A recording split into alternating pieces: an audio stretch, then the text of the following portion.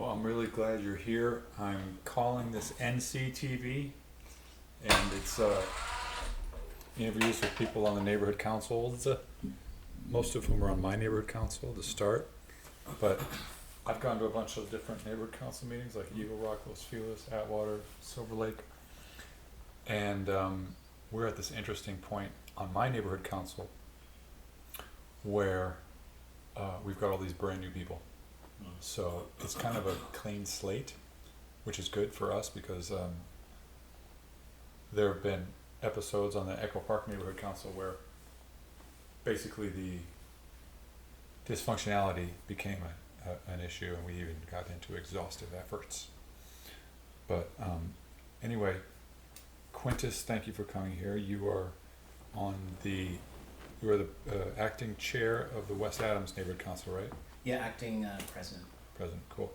We had to change our title from president to chair because we had all these situations where presidents didn't understand the whole concept of a board. But I wanted to do the same, honestly. You're also the leading the Congress Planning Committee. And I'm the vice chair of the planning committee for Okay. Congress, and I'm also the workshop chair. Cool.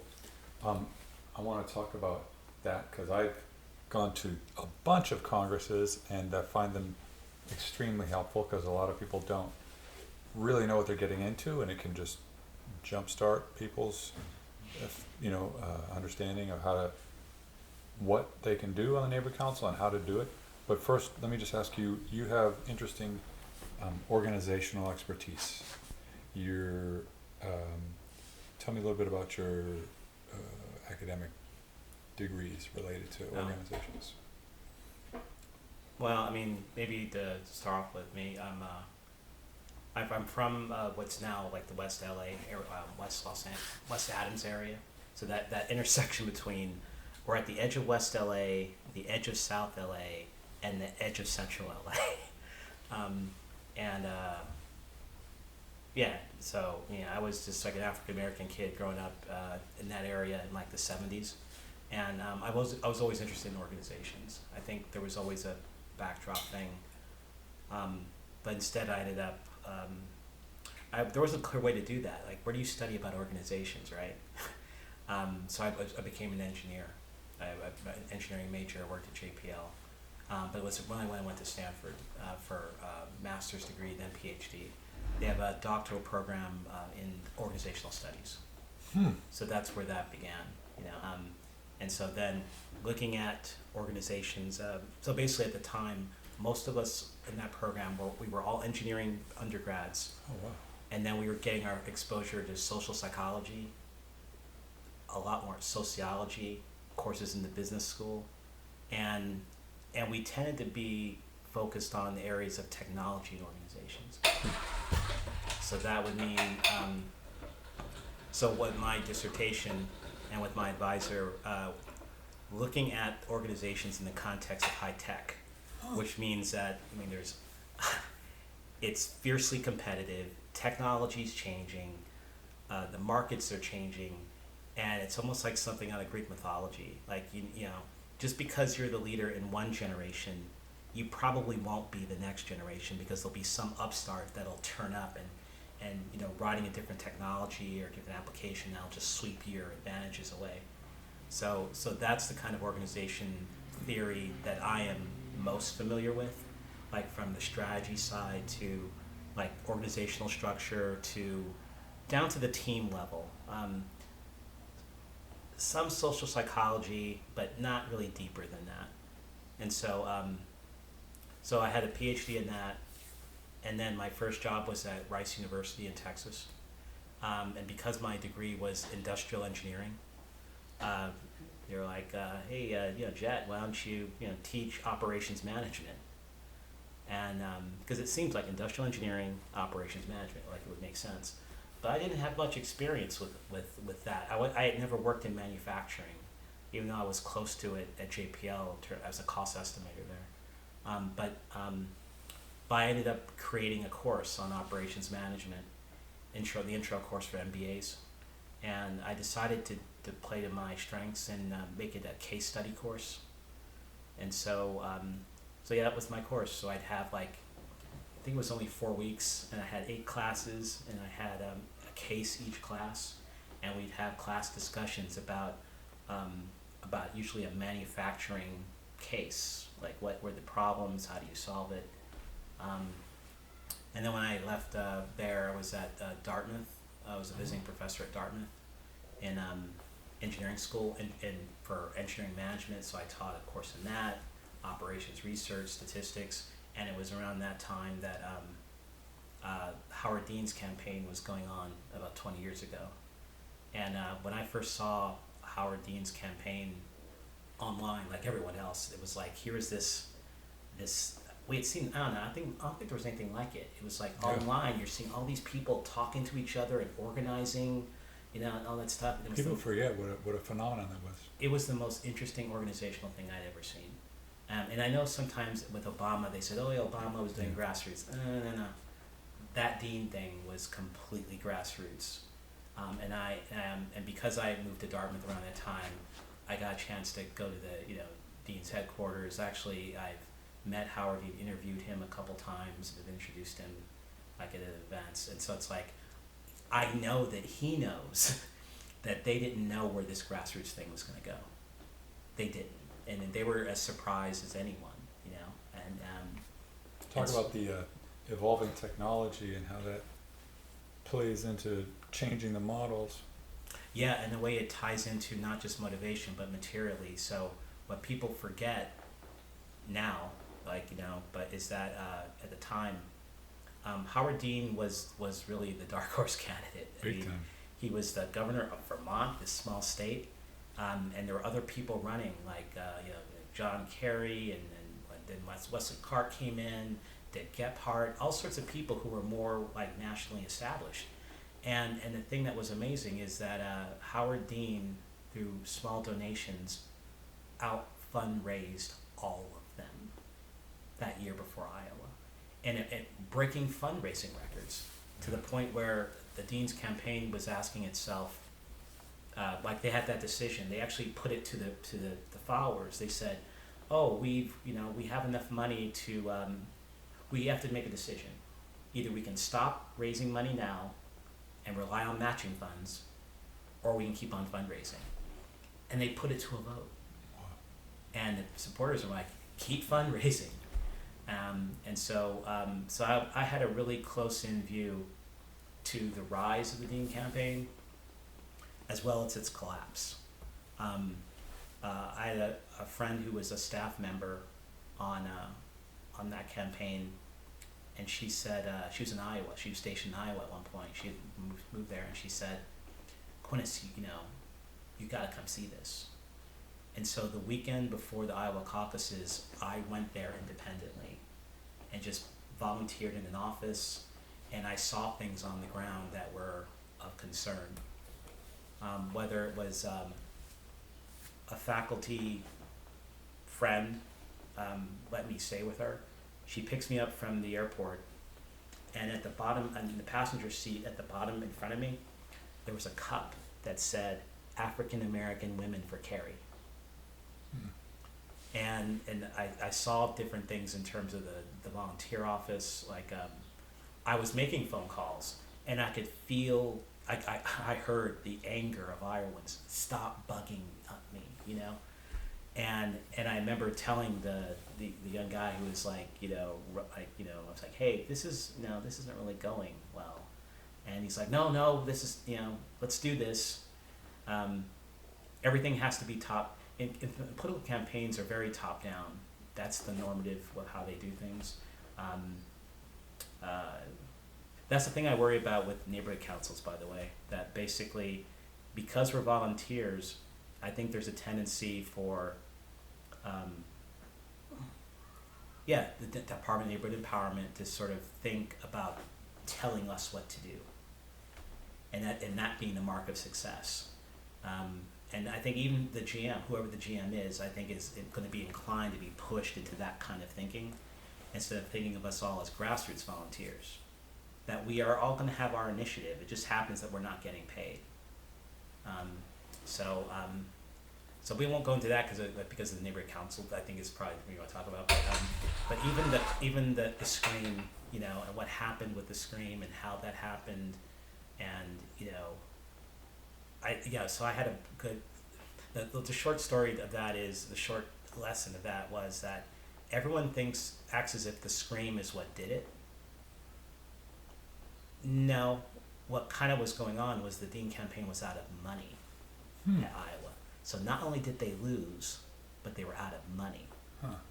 And so the scream became a way for a shorthand to sort of say, oh, look, see, it's over. But really, it was they were out of money because they spent every dime they could to try to like win Iowa. So Yeah. what? He was sort of a invigorating, exciting, but easy maybe to portray as too radical. Like, what was his?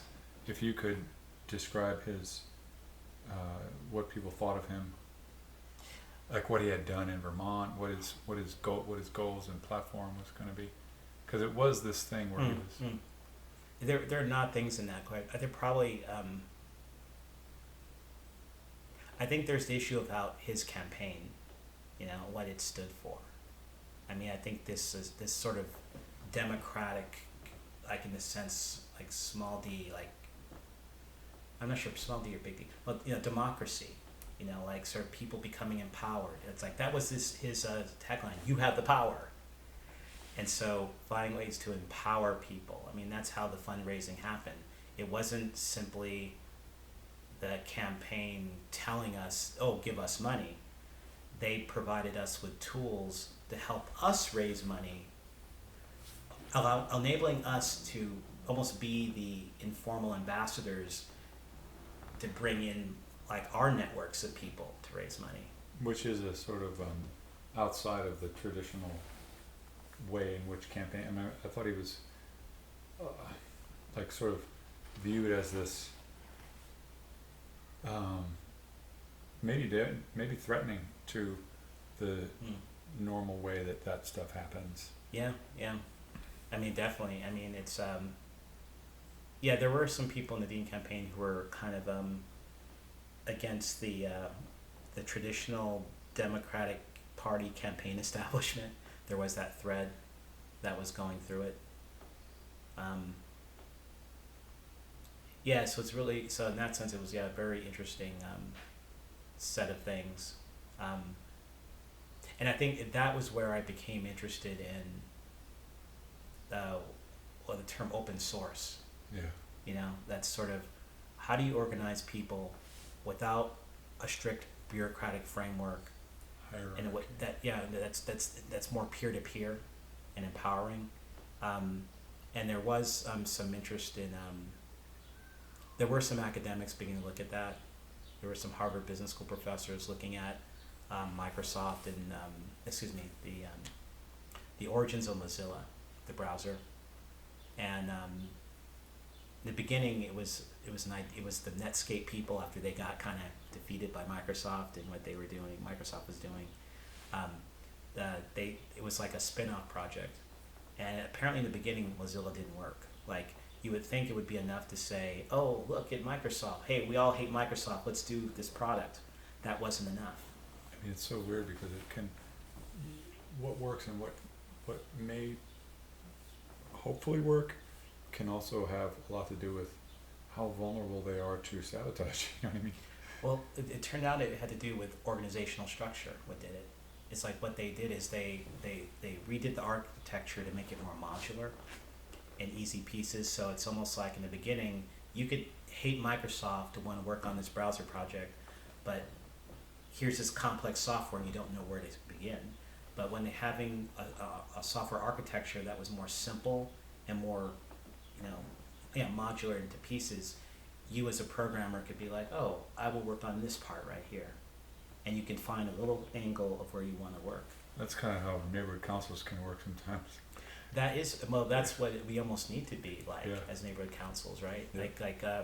Having a more modular way, a more simple way of knowing what it is that we can and can't do. Yeah, and people who have Yeah. issues like in their neighborhood that they really want to work on can get channeled into ways that they feel like their volunteering is being, you know, they're able to be productive with their volunteer efforts. Yeah, yeah.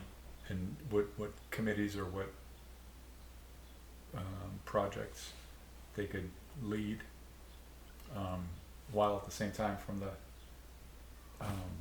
say the executive committee standpoint, you know, making sure that everything gets covered.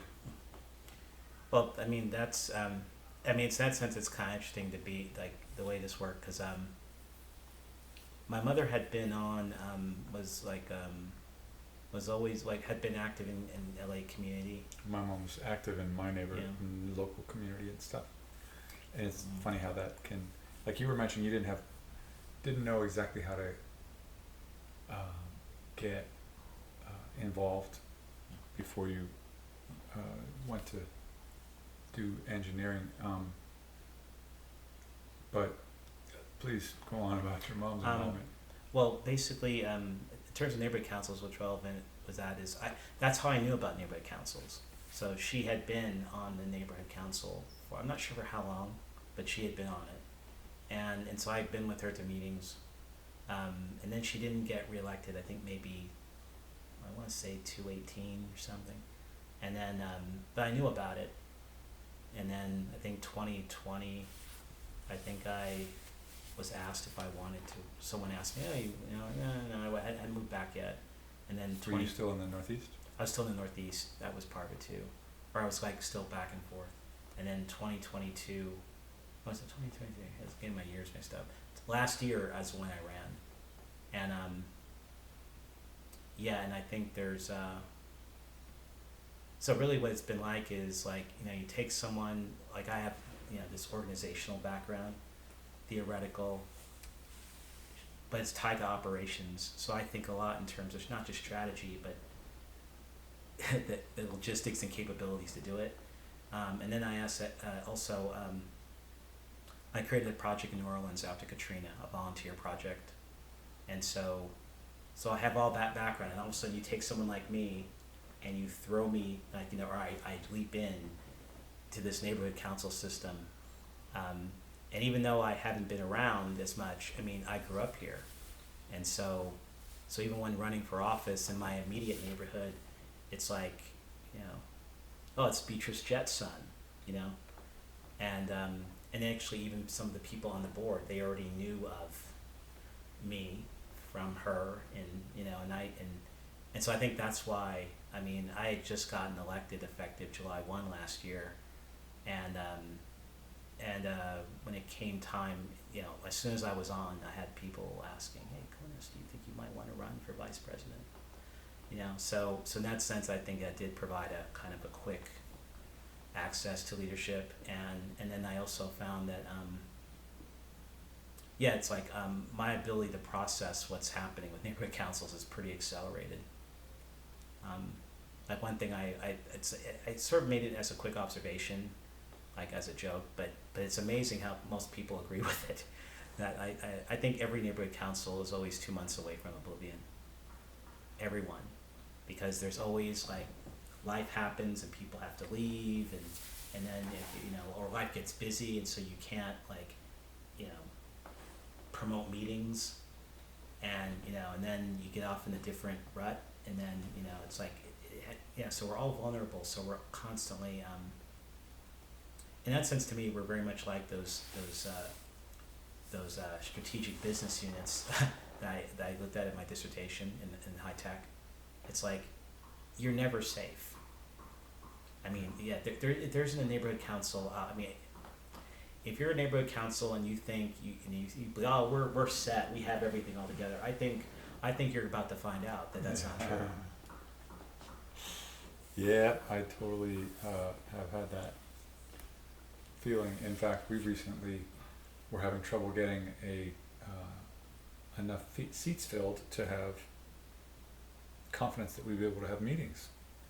And we are now slowly getting above the threshold where we have to kind of worry that we're not even able to meet. And we've been filling our seats with folks who are energetic and committed, but we're definitely not close to feeling like we're up and running with all our committees meeting regularly, and we don't even have enough of the committees that we should have filled out.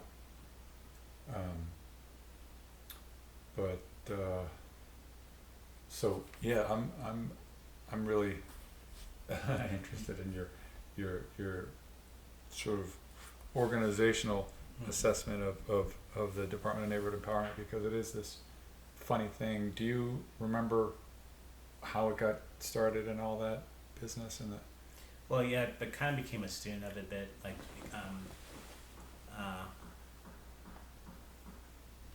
see, I heard about the Congress of Neighborhoods last year. Someone someone said, oh, there's a workshop, you should apply for it. Submit something. And I did. I think I called it All of Us, and it was like how to raise civic participation in neighborhood councils. But then I was unexpectedly, I came to a meeting. I had to come to a planning committee, and to my surprise, once I got there, it's like they're like, oh, I got nominated to join, and so okay, and I did, and then so,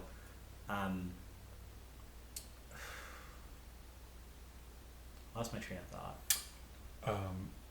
The sort of organizational experience of done. Yeah. So when one thing, I'd say like my background or expertise, so there's strategy, capabilities, operations, but there's also an institutional layer. I think I observe institutions. And the thing about institutions that's interesting is that that's how they became institutions. They don't change. Inertia is very powerful. It's tough to get started as an organization, but once you get started, that's when the inertia kicks in.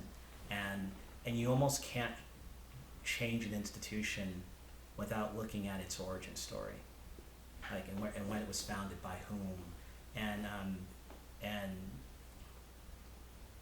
we could have a whole long conversation about this as it relates to universities, but that's a general thing that happens.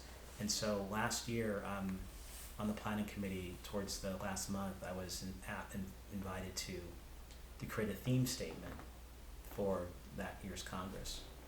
And so then I start asking those questions. Okay, what's the origin story? And that's when I found out, okay, it got enacted in 1999.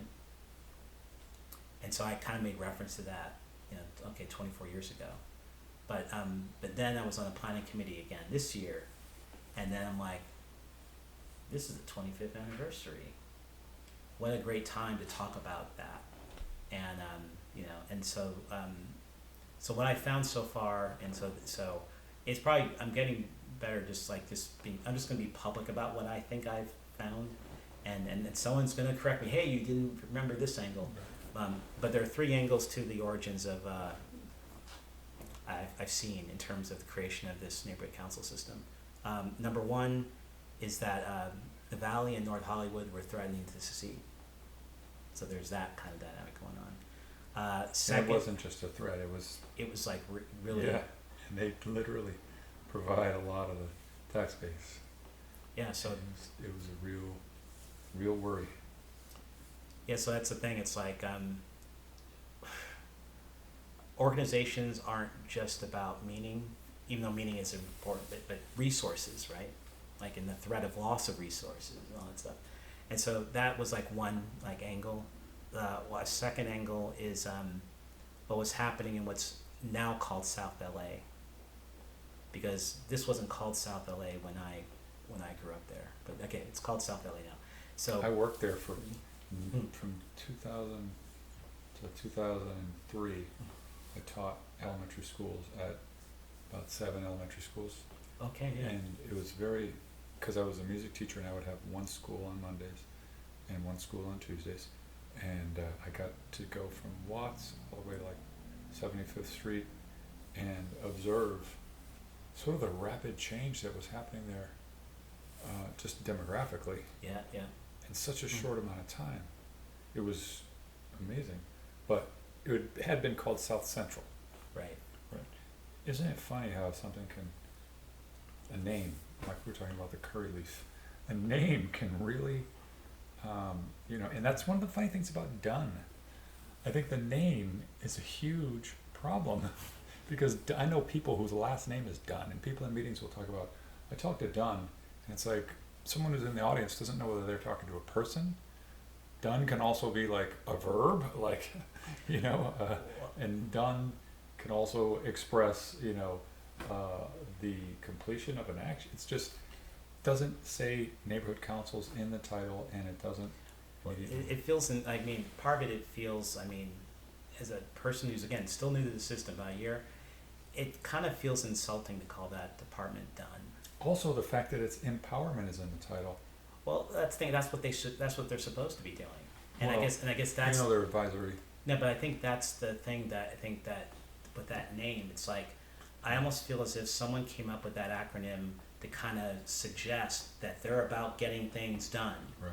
But that's not the vibe I'm seeing from other neighborhood councils. And so and the thing is, exactly. we want a short word, but I try to call it Empower LA, or I sometimes just spell it out, Department of Neighborhood Empowerment.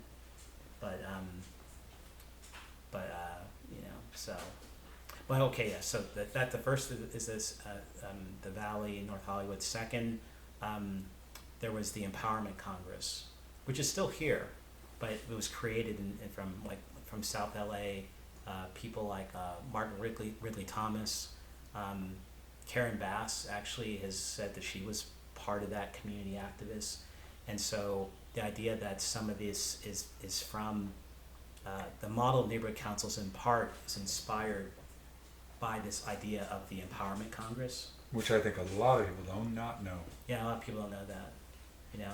I'm curious to learn a little more about that. If you feel like you could briefly kind of summarize that, I would love to hear about it, but I also want to let you complete the third. I don't think I'm still learning on that issue too. I know enough that it is, but especially given Mark Ridley Thomas, federal indictment, guilty. I actually would like to speak with him, but I think I don't know. It's like, but I want to make sure that I think it needs to happen in the right way. It is what it is, in terms of what he was brought up on charges for. Which is what? It had to do with something involving USC and sort of it was an ethical thing. Yeah, It's so easy and dangerous to in so many of these charges can be close calls, and I haven't followed his career, but something like that doesn't necessarily invalidate stuff that he's done. Yeah, exactly. So in other words, so there's a part of me that wants to be I want to have a conversation with them just from from his perspective, right? What was going on with it? Yeah. We lost Garcetti basically because some of his city councilors did stuff that he wasn't responsible for, and he was a potential presidential That's right. figure. Yeah. And he was, whether or not you feel like he's relatable or whatever, he was a technocrat and competent, very competent. I hope he's someday, re-enters the fray, but and I think in that sense, it's I'm excited from that also too, as someone who's from this area, that area of LA, I'm African American, so I can kind of see, the African American story within Los Angeles is pretty interesting. Whether tell me about it. Biddy Mason. The idea that there was a historic figure who basically she was involved with and founding in this area. I think the African AME Church. She was an entrepreneur, and all this was in Los Angeles in the late 1800s. So black people have been in LA for a long time. In fact, apparently some of the original founders of LA were black Mexican, right. And but then and then my mother grew up in segregated in Alabama during segregation. And so she moved, she's a teacher. She comes to Los Angeles on the train for 2 weeks in the late 50s. And she decides immediately she likes it. And so she's like, well, maybe can she get a job? And she actually did. And as she was able to share with me the past couple years, it was like one of her interview process, it was like a white man, basically, and excuse the language, but he said to her, he says, well, what are you going to do if someone calls you a black bitch? What are you going to do?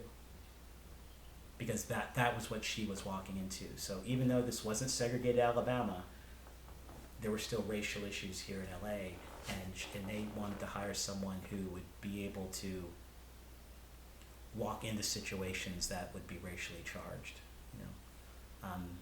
So in that sense, I mean, that's part of my personal appeal about the Empowerment Congress angle. But then there's a third angle that the past month or so that I'm really intrigued about, and I'm on a learning curve on. And that is Councilman Joel Wax in the early 90s. And apparently he wrote about something called the family of neighborhoods. And his chief of staff, Greg Nelson, was the first general manager of the Department of Neighborhood Empowerment, which from an institutional theory standpoint is important, you know. And so he was, it looks like he was, for possibly a decade, I think, he was the head of that. And then I managed to see things published online that he had written about things that I think it was like 50 or 100 things a neighborhood council should do. So I really appreciated that, his organizational angle to things. And that's saying he was in a good position to see it. And apparently I think he was involved in some of in helping start some of the neighborhood councils in the valley. So he has, you know, he's someone I can't wait to talk to. Speaking of that, Oh, I would love to get Rafe Sonnenschein, who kind of I think I've described before, but I think was involved in the formation. He was sort of like Eric Garcetti's David Axelrod, I think. And he had the courses he created, right? Yeah. Civic U, and really he was head of the Pat Brown Institute at Cal State LA. Yes. And just really has insight and inside knowledge. It'd be fun if we got him to talk to both of us, you know. Well, I'm all for that, because I mean, the nice thing about having someone like me be the workshop chair is that's kind of how I think of these things. So it's like my instinct with workshops is I want everybody to be accepted in some form. And you know, anyone who puts forth an idea, I want to find a way to incorporate it. It just might be that it might be incorporated in a way that might not be what they originally thought. It might be that the angle of it's different. It might be like a pre-session. It might, you know, but I'm always trying to find ways to include things. And so he's another figure was pretty important. Because I think he was either chair or he was definitely a major part of the evaluation that took place. Because once the council this system was enacted, it was in there was this decision that, you know, a number of years from now, like 7 or 8 years from now, we're going to have a formal evaluation about how it's going. And so I think he was part of that group, that commission that looked at it, and the report's out there, and it's really interesting to see. It's like, okay, this is what we intended, this is what happened, and these are recommendations of things that we ought to do to change. It's an ambitious kind of project, and I would expect that it wouldn't run smoothly and perfectly right away. Obviously it hasn't. Yeah. And the title that you've given to the Congress, the 25th Congress, I think is really interesting, and I think it's going to be great. And for a lot of people who don't know, neighborhood empowerments are intended to get local community members who may not be politicians or familiar with political process, and you know, to get involved. And there's a lot that you have to learn to participate in a meeting that's being run according to the rules and writing agendas that, yeah, it's an ambitious goal. And Well, and the thing that's interesting, like being on the planning committee, is this really interesting dynamic. It's like, even on the planning committee, as the vice chair, I find that it's important to have clarity about what the Congress is and what it isn't. yeah. That, I mean, the Congress is something Even that though it is what you make it sometimes. is what, and what at the same time is what you make it, Yeah. exactly. And so it's almost like the Congress was, it's in the charter is something that the Department of Neighborhood Empowerment is supposed to do.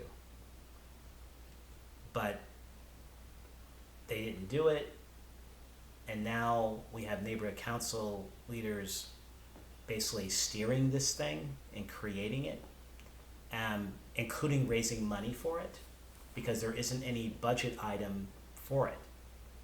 And so there's this real interesting relationship with Dunn, in that this Congress can't exist without the Department of Neighborhood Empowerment. And even on the most basic thing, like when money's raised, it goes into an account that they manage. And when it comes to like approving vendors and contracts, we can't do that as a planning committee. Department of Neighborhood Empowerment has to do it. So we have to, so there has to be a good working relationship with them. And at the same time, I think there are issues. I mean, I think I have a close seat to what's functional and dysfunctional about the Department of Neighborhood Empowerment. Not a well-funded department. Yeah, but it's I mean, not the money that goes to the neighborhood councils. I honestly think there's a case to be made that neighborhood councils should not be burdened with, trying to do MPGs and all this other stuff. There's enough that it takes enough just to be sustainable as a neighborhood council with the money that they give us. Yeah. Like, how do we sustainably, Outreach, having, or even towards like things like meeting places, filing CISs, yeah, like gathering the people and community to do the CISs, to basically be heard. Okay, here's an example of something that we've kind of learned, or I've learned in like the past year.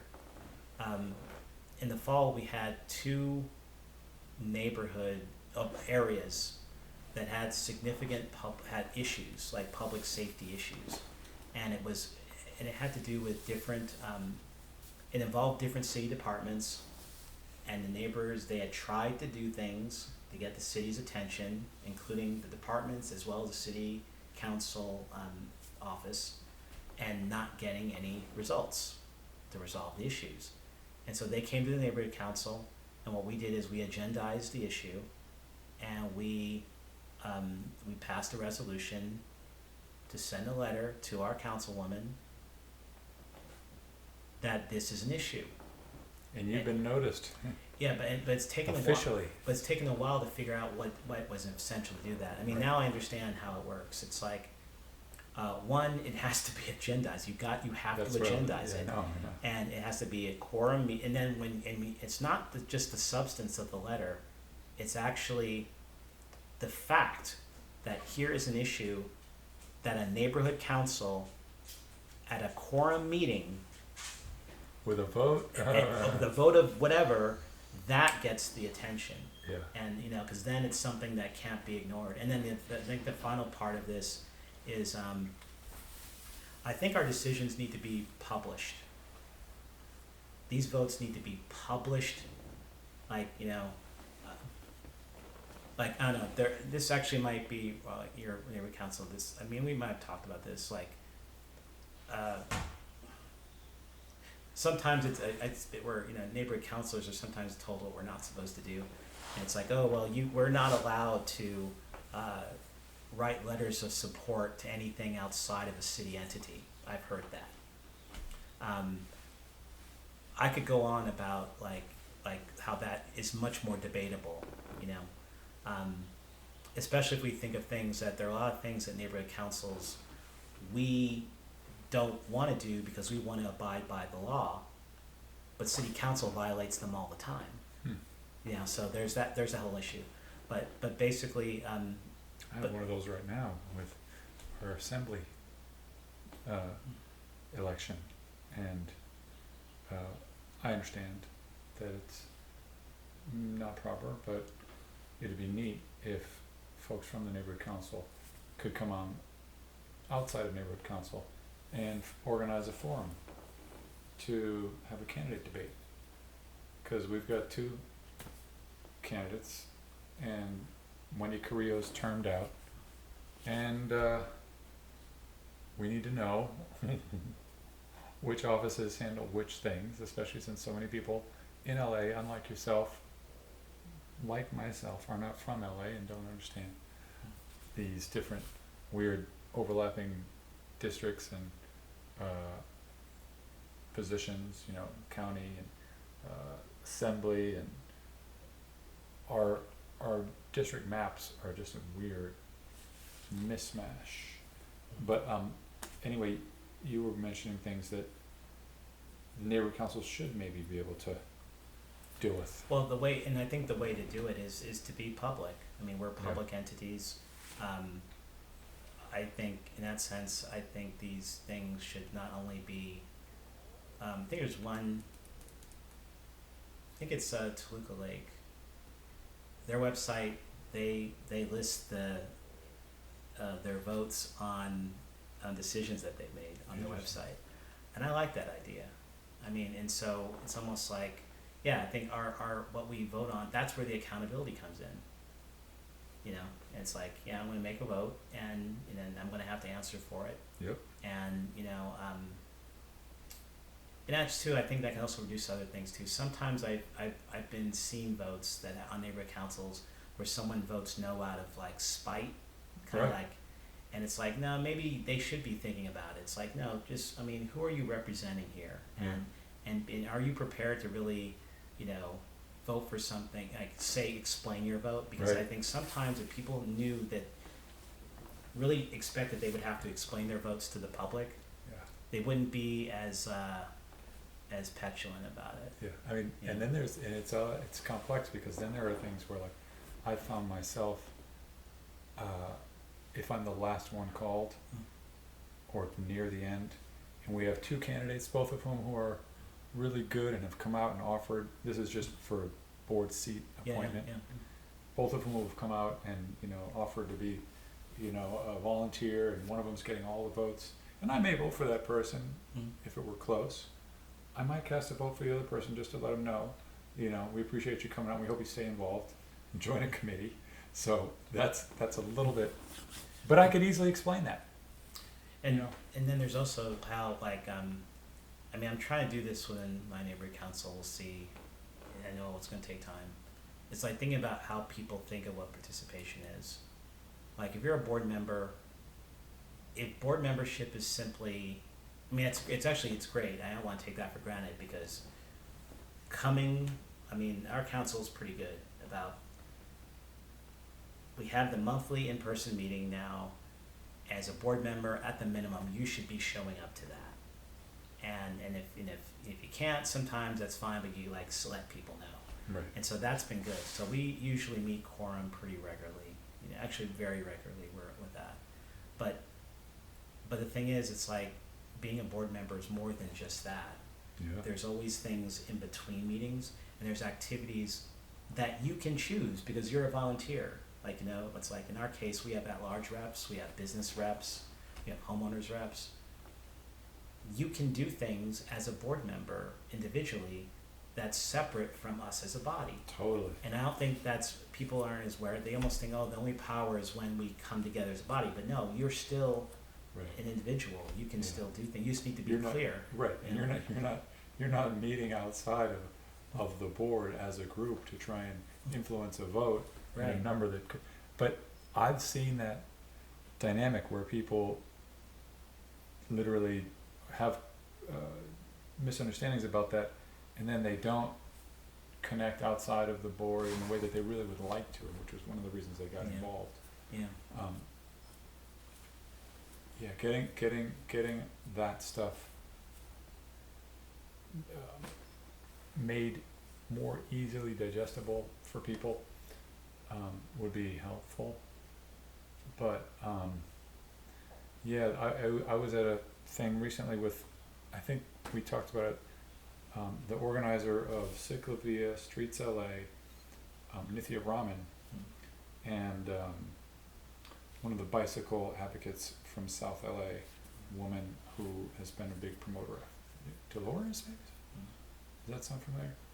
We anyway, okay. she did a bunch of like organizing around bikes and bike lanes and stuff. But Nithya Raman was sort of talking about how even as a city council member, it's a little bit hard for her to understand how it all works, how things get done, but that the setting of agendas is way misunderstood in terms of power that lies in that and how central that is. Yeah, I think there's well, yeah, it's almost like the what it means to have something on an agenda that's published somewhere and sent out. Like sometimes, like let's say when we send, what's the city's notification system of our agendas? ENS, whatever. Yeah, and it's like I almost think that a lot of people don't realize the power of that. Yeah. Like sometimes they there have been meetings where I've like subcommittee meetings where there has, let's say, it hasn't been communication from the other two subcommittee members from the board, so it's like I'm not really convinced that they're going to show up to that meeting. So should I have a meeting? Yeah. I'm like, yes, you should have a meeting, because I think it's important to have the routine of the meeting, like the ritual, the institute, that there's value in it. And so I sent it out, and we had about 4 stakeholders show up to it. In part, I'm starting to learn that we are fortunate that we have a number of locations that we can use, like city locations, but it turns out our library seems to be a good spot. Yeah. Yeah, it's like our library is the spot where it's central to the district, like in terms, and more people, everyone knows about it. Yeah. And they feel safe coming there, and so we have stakeholders who will show up at a meeting when it's held at that location, regardless of what the purpose of that meeting is. That's so funny. I used to go to the meetings, whatever the committee was, I would just pop in, and we struggled a lot with meeting locations in our neighborhood council, whereas like Eagle Rock has a whole Eagle Rock City Hall, and depending on what neighborhood you live in and what facilities you have access to, can really make a big difference.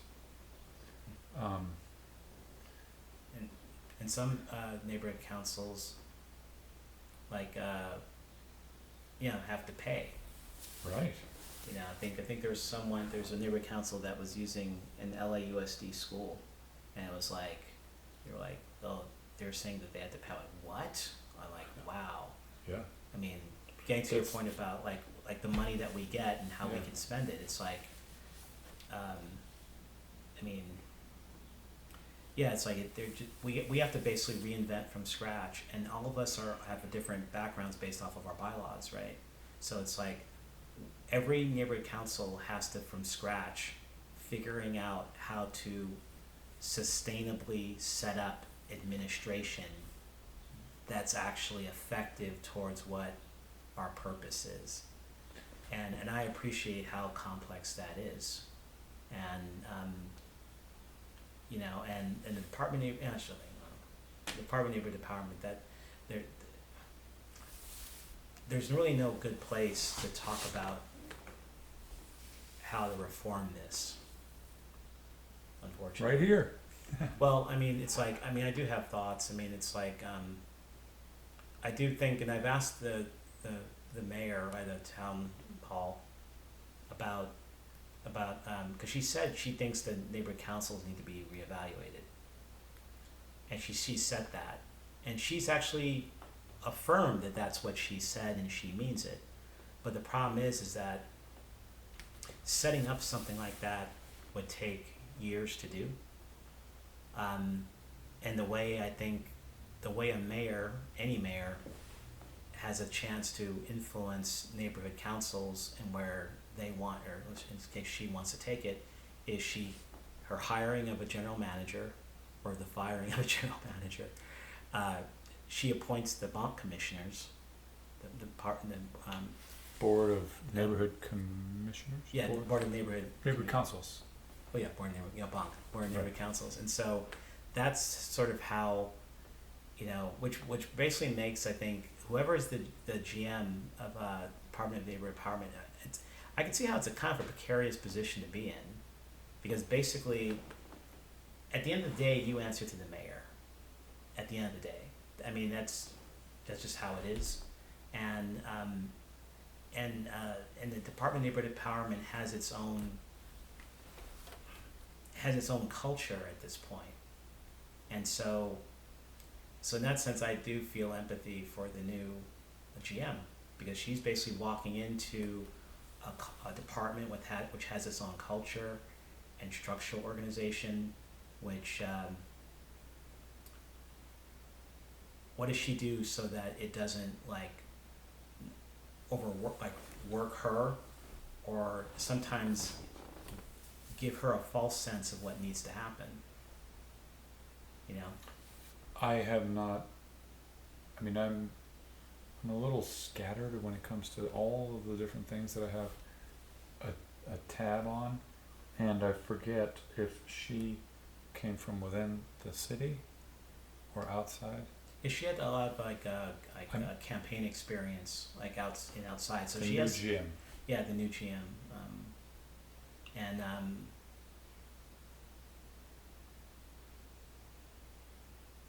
that's the thing. At least, I mean, there is some nice formality. So I know her first name is Carmen, but I don't want to make a mistake about her last name. Right. So, but I think that's the Department of Neighborhood Empowerment does have its functions and dysfunctions. I've at least run into at least a couple city departments who don't think very highly of them and how they're organized. I can see how from the outside, I can kind of see some of the possible dysfunctions from within. Whether it's given the mission of neighborhood councils generally, raising civic participation, helping government be more responsive to local needs. And getting folks from a broad range of the swath of your neighborhood. Yeah. It's tough. That's what I meant by ambitious. But given that, though, it's they should be organizing by service regions if they want to be more effective with the resources that they have. They chose to not do it. It did a different way for reasonable reasons. But I don't think they had an organizational theorist when they decided to do it this way, but that they're now continuing. It's like they had this idea that neighborhood empowerment advocates should not be from areas that they live in, or that they should be spread out to different parts of the city. So you have NEAs focused on different regions of the city, and which is just shrinks up their capacity like crazy. And there's not really much task coherence to that. Really, I think they would be better off there are 12 service regions. 12 service regions didn't come from the Department of Neighborhood Empowerment. They came from the city clerk's office, because they decided when doing the elections that if you're going to have elections different times, it's better to have them more coherently rather than trying to schedule 99 of them. Just have different regions. So, I mean, I think it was a pretty, so there are things like that I think organizationally, I think probably Department of Neighborhood Empowerment should be reorganized, but the thing is, how do they do it?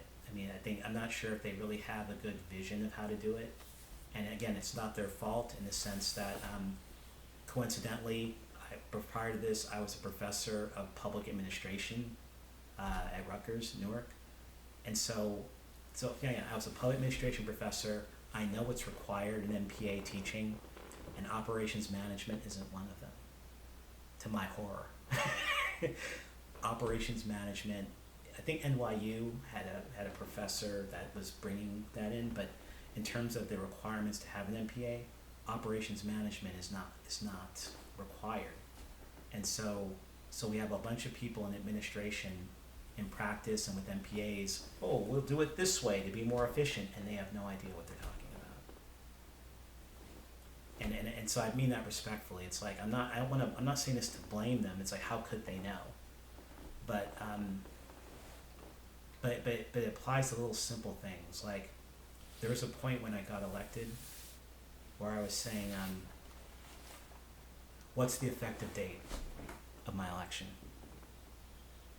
And I didn't get a straight answer. Mm-hmm. It was crazy. Because all that happens is I ran for office, city clerk's office puts out a notice so I could see, but I received no notification from anybody. Right. Not from my neighborhood council, not from Dunn, nothing. And I'm just like, but because I've been involved before, like after my mother, I knew about these things, and there's a Department of Neighborhood Power, and I asked, well, what's my effective date? And there was no answer, and it was like crazy.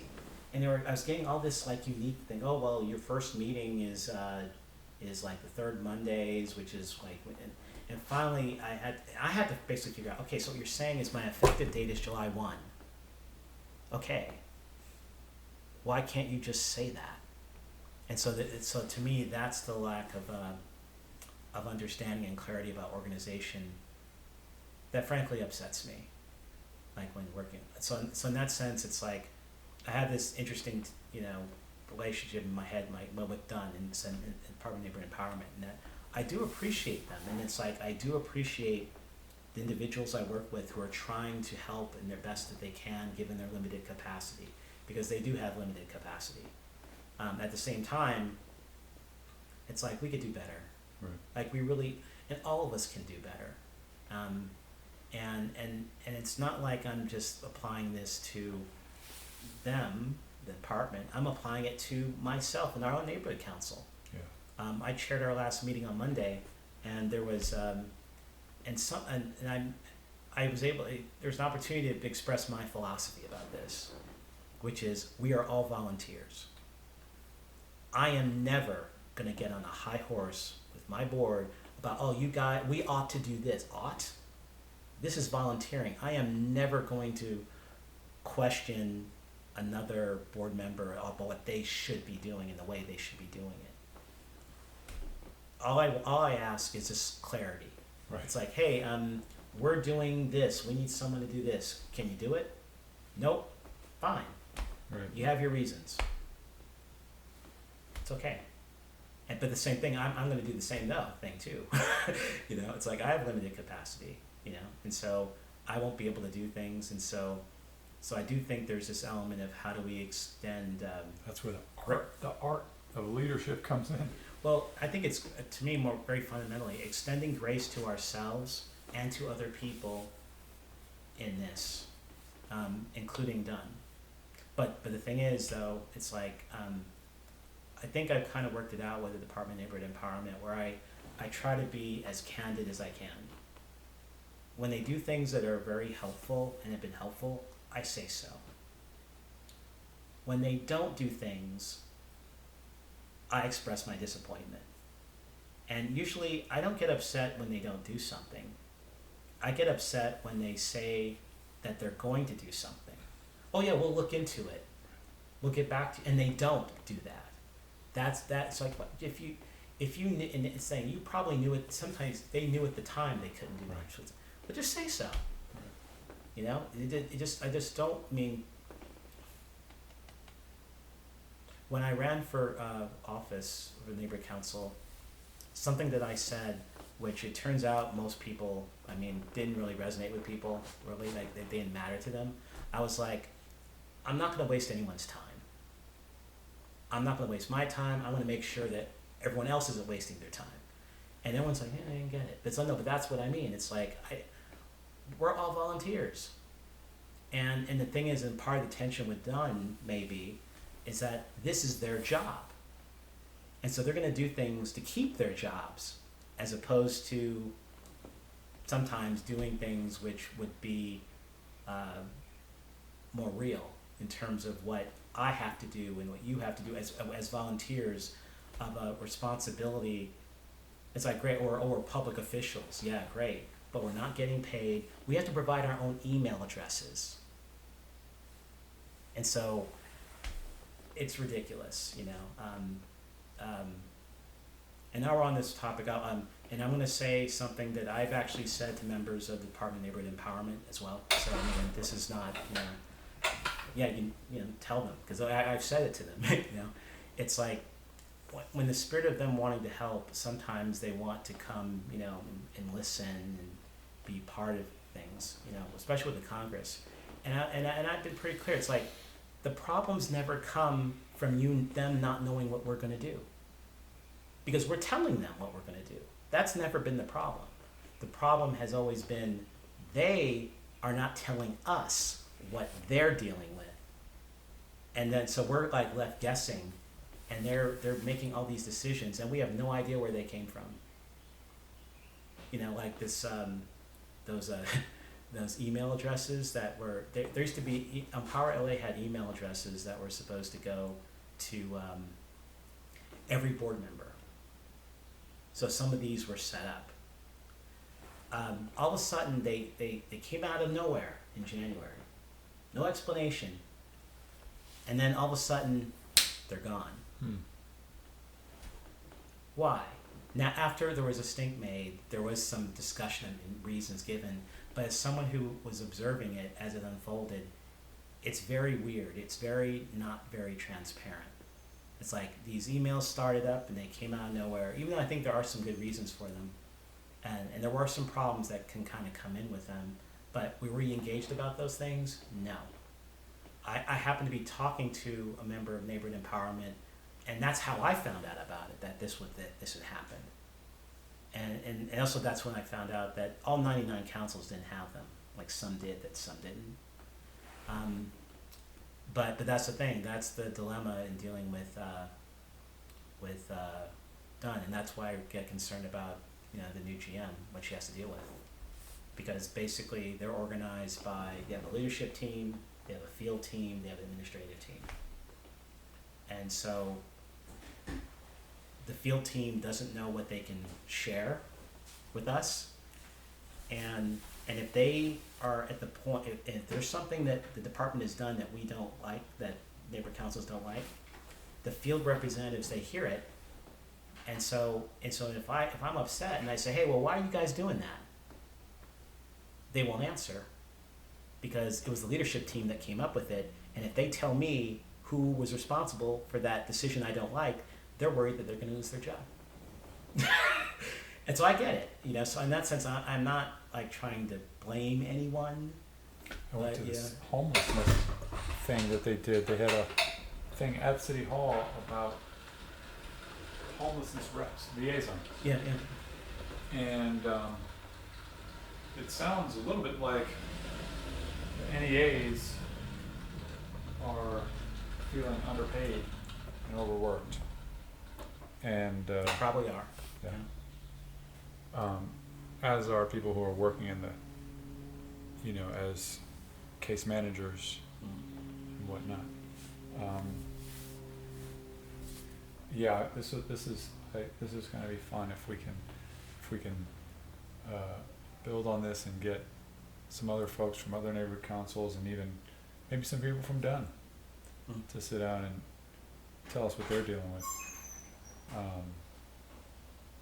and get some transparency for other neighborhood council members about Dunn. Yeah, we're gonna be and wearing the workshop committee hat right now for the Congress.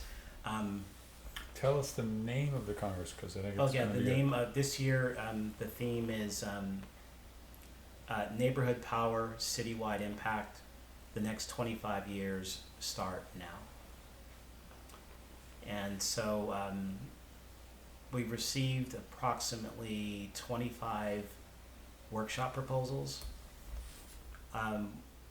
Given the number of rooms that we have available, that gives us about 14, up to 14 1-hour workshop, up to 14 1-hour development sessions in the morning between the opening sessions and lunch, and up to 7 activation sessions that are 1.5 hours between lunch and the closing session. And is that different from the way it's been done in the past? The key difference is that we're referring to learning sessions and activation sessions. Yeah. That's, I think, gonna be great. Yeah. I'm excited about that. I mean, I've been to maybe like 6 of those congresses, and just for people who may not know, it's how new members get an education on what they can do and how they can be effective and not have to reinvent the wheel. And it happens in August, right? This time September. September. Yeah. And so one of the dynamics of the workshops session we're also doing is, in that sense, I think my educator side is kicking in. It's so like how to make sessions that are engaging, relevant, and like motivational for moving forward. Because the truth is, whether it's an hour or 1.5 hours, that's not enough time to do all these things that have the learning and the networking. And so, but we're intentionally trying to organize sessions that they can be that. So there will be some sessions where someone's going to say, hey, I want to do this, or here's an idea, but I don't know who's going to be on it.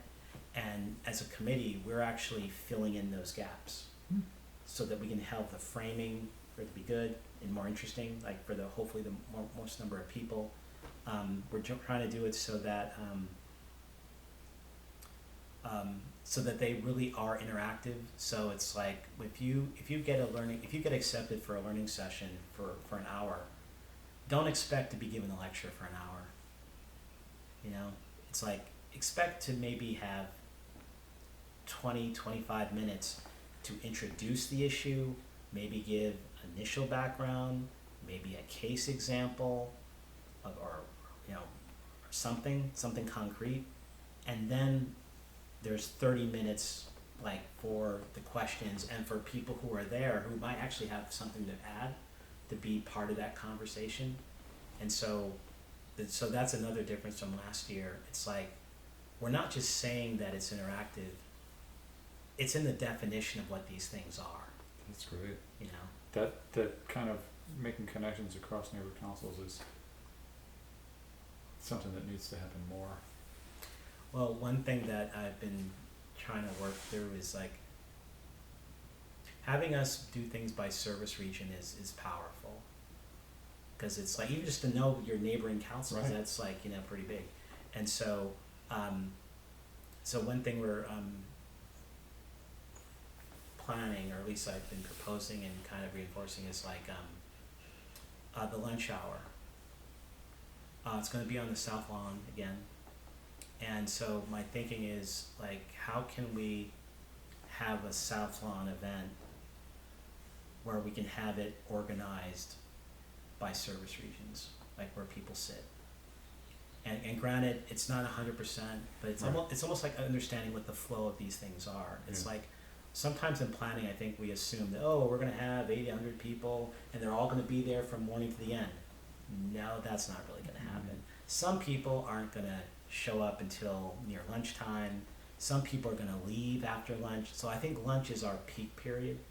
And so the idea of having service regions, so it's like, okay, these tables are the Valley. East LA's here, South LA's here, West Side, Harbor, Central. It's like, so we can, there's a place where you can actually people together. And the thing is, and we know how we met.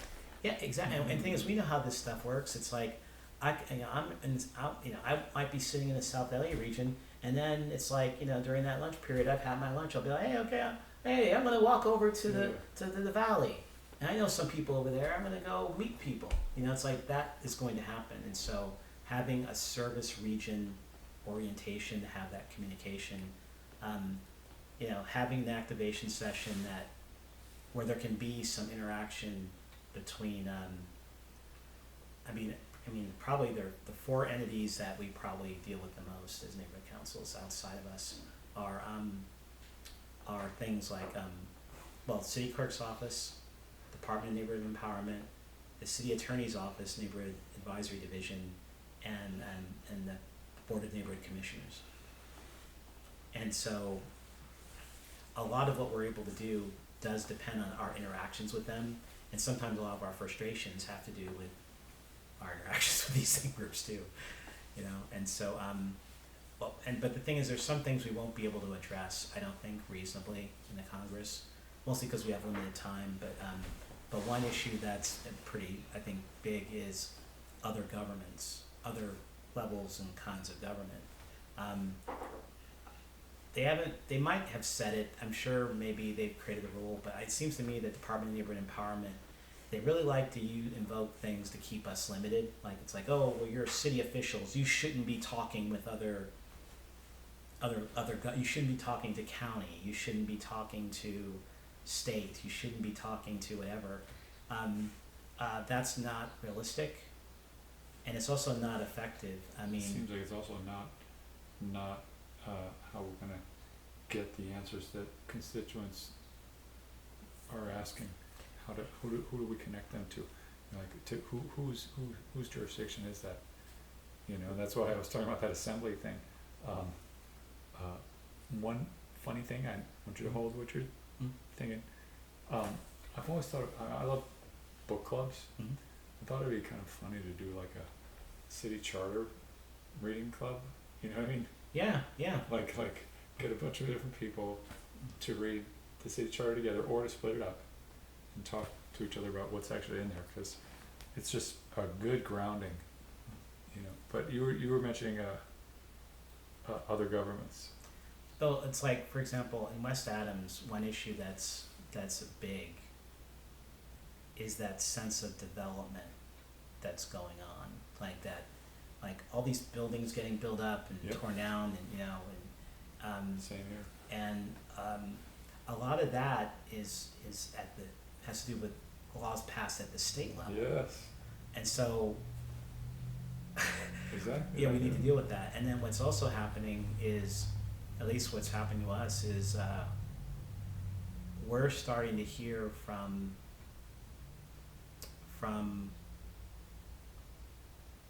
other people. So basically, because of neighborhood councils, we mostly focus on city council. I know I have some board members who are very much upset that our appointed city council member has never come to a neighborhood council meeting. But that's usually where we focus, like neighborhood council, city council. But we've had,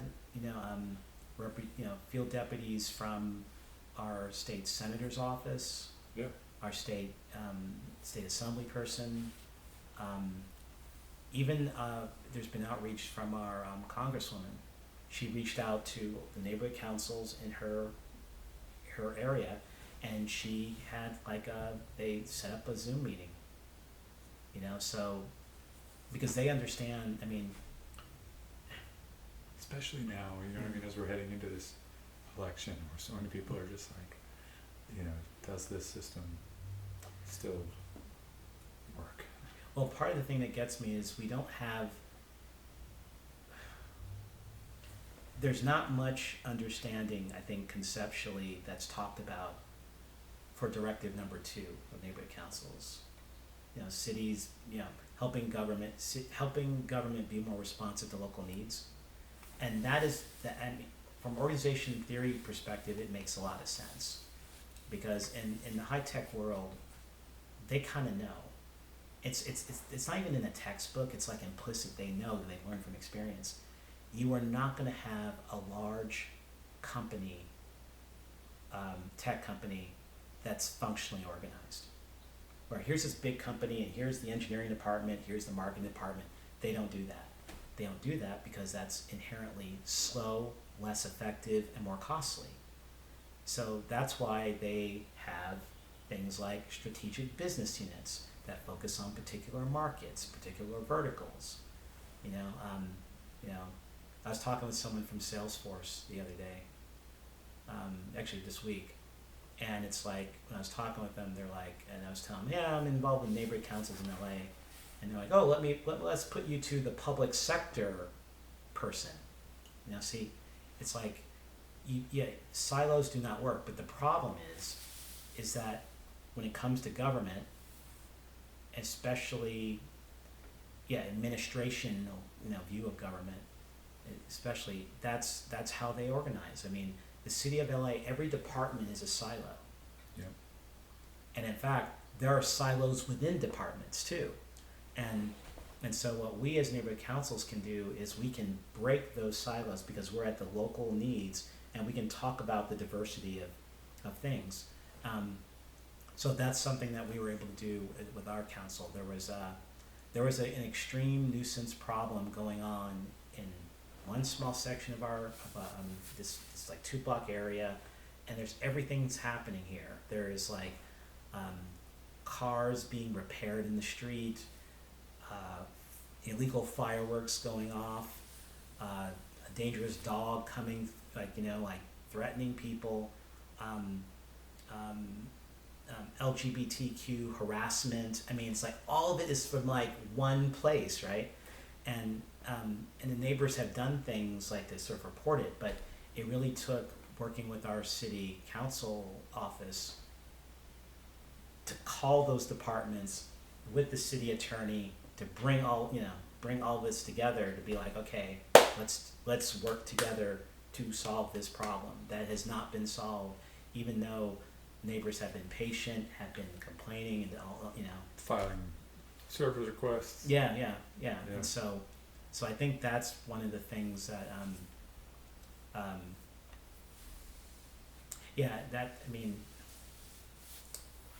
that's why to me it really is amount to two things, and I am concerned about, on a personal level, about us muddling up the charter, because it is nice that we happen to have the very two simple things, and I do think issues of inclusion could be included in that participation. Like it's part of it, because you want participation, and the issue about makes neighborhood councils kind of challenging to implement is that it's not just who lives there.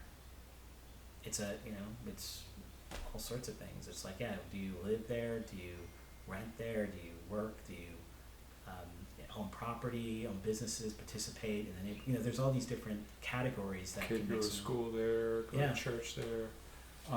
So you mentioned Directive 2, just for the sake of, what about Directive 1? Could you just spell out what that is? This issue about raising civic participation or citizen participation, and I think it's currently says citizen, and so I kind of consider it job one as a neighborhood council, because it's like, how do you let people know what's going on and giving them specific things that they can choose to be involved in?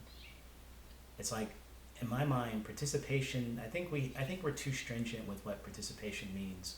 It's like, is participation having a stakeholder who comes to most meetings, monthly meetings? I'm like, no.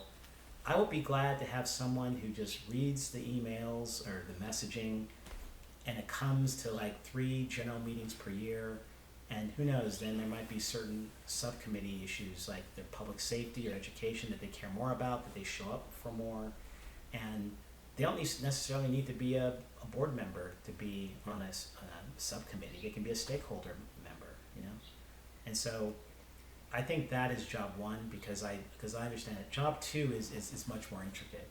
If we don't have participation, we can't fulfill this other thing about helping things be more responsive to local needs. And then the other thing with that I've noticed is that sometimes it's like what happens when people get attracted to these positions. It's kind of good that, at least I think that, I look at it like educationally speaking, and I look at it as I've already lived my life, and this is not going to be the most important thing in my life. There's other things I'm doing, and so basically, what sometimes happens is people get in these positions, and they want to learn how to get things done, and then they kind of hoard it to themselves. And it's like, no, I mean, as I learn how things work, I share it with everybody, because I'm like, no, because I want you to know how to do it so that I don't have to do it Right. all the time. Exactly. You know, but the thing is, people don't do that sometimes, because then they're afraid that it's like, if I tell you how it's going to get Yeah. done, that means you can hold me accountable Yeah, or take my or take my position in the next And- election. And so It's there's really an amazing thing. and there's a part of me is like, there's a part of me that actually would love that. Actually, it's like, please, I would be cool if not being elected again. It's because other people are rising up and are able to do and understand what to do and are Yeah. doing it. And then sure, I'll be glad. I'll be a stakeholder member of something. Right. That's fine. I don't need to be president. You Yeah. know, it's cool. You know. That's a funny thing about, and I don't know whether it's conscious or subconscious, and I wonder if some of the roots of that come from this sort of like fear that someone's going to steal your idea that you're gonna use to become rich and famous. You know what I mean? Like I wonder about how that instinct could be reprogrammed as specifically as it comes to neighborhood councils. And I think what you said about like maybe not, I'm worried that you're going to take my job, but if other people can know, they can make it easier for us. You know, if other people get involved, we won't have to be the folks trying to do all this stuff. Well, maybe the issue is that I think we're all too, in a certain way, I think everyone's gotten too political. You know, it's like, I happen to have someone who's she volunteered with me in New Orleans. I ended up being on her master's thesis committee, liberal studies at Dartmouth. And Zsuzsa's Hungarian, and she grew up in Hungary in the 80s, like before the Berlin Wall came down. And so, and there was a thing called the Velvet Revolution. And so she has a bird's eye view about how that happened. And so her dissertation, her thesis was on civil society. And so civil society is at this bottom level. It's not at the level of being political on campaigns kind of stuff. It's like, actually it's doing what we're doing now. It's like, yeah, we met at the Congress, we just had a conversation, and then now we're talking now. It's like, it's what's happening at the cafes. Like I pass, I hear people congregating and developing that sense of trust with each other, which she appreciated from the standpoint of being on the other side of the Iron Curtain, as it was called, right? It's like, because that environment, you really couldn't trust anyone. You know, the communist governments, you really couldn't trust anyone. And so the idea, roommates from East Germany. Yeah. So the idea of having that trust, and I mean, that's the level that we need to be operating in. And so, I never thought about that. That's so. yeah, That's it's such a like a thing you take for granted. Although there's a different form of like fear around speech and being recorded and stuff.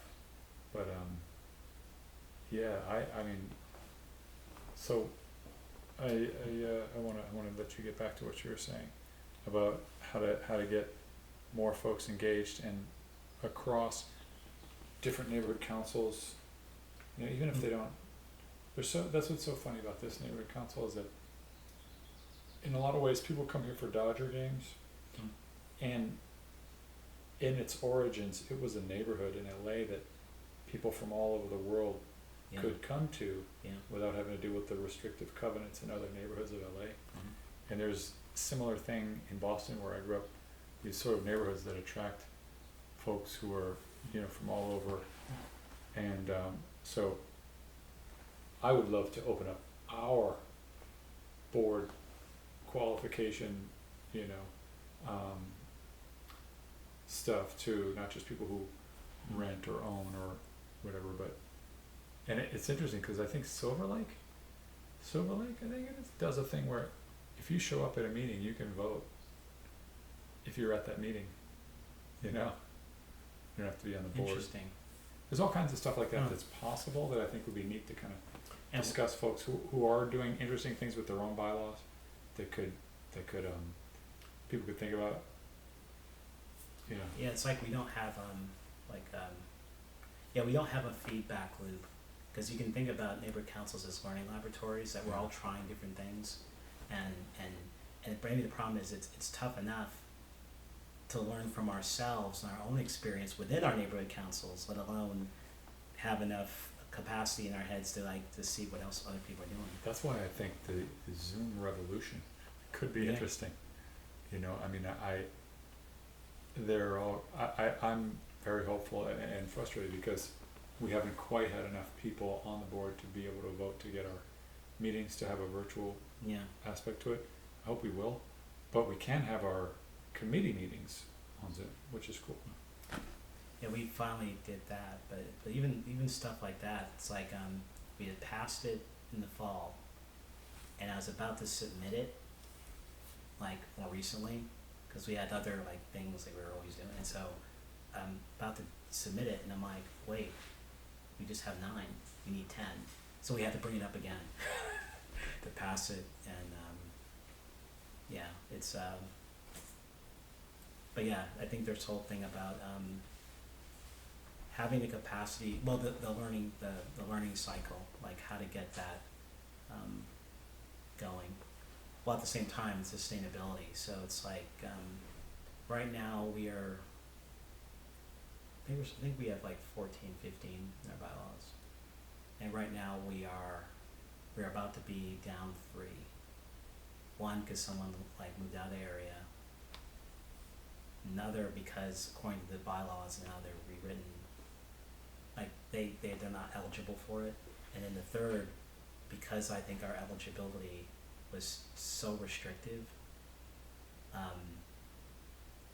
well, it's an education rep, so it's great we have an education rep, but education rep, we're defining it as you have to work for an educational institution within, and it's like, so I think part of the issue about change is we need to be more clear about what the realities are. Yeah. And so I was trying to explain, it's like, yeah, we have this image in our heads, oh, there'll be a teacher at working at a district school, and they're gonna arrive at this school, and they're gonna have their career at this school, and then they live in the neighborhood. It's like, no, that is not how it works anymore. Yeah. I mean, teachers are from other areas, they get transferred, or they're only there for like 2 or 3 years, and so it's we like have this thing where we have these district seats, but trying to find someone from that district, I hope that we can get to the point where, yeah, great, if we have enough people on the board, from all the districts, but we need a full board, you know what I mean? you need a full board to get that, right? So we need people who are willing to volunteer to not be turned away because they may not be from a certain district, if there's nobody from that district who's volunteering. yeah. Stuff like that is yeah, I think that we'll see how long it takes to get that bylaws amendment, but this is so cool that we got so much good stuff in. I think maybe if you're down, I'd love to come back and do more another Actually, time. yeah. Cool. That'd be great. And I want to kind of like go to the Congress planning meeting that's coming up. So it's going to be 2 weeks because Sunday the 1st, maybe. The first Saturday is going to be. Well, the first Saturday, I heard that they might be canceled Oh, or postponed because of the holiday weekend. okay. Yeah, well, whatever it turns out, I wanna go. Bathroom? Yeah. Right there. Thank you, Quintus. Well, sure.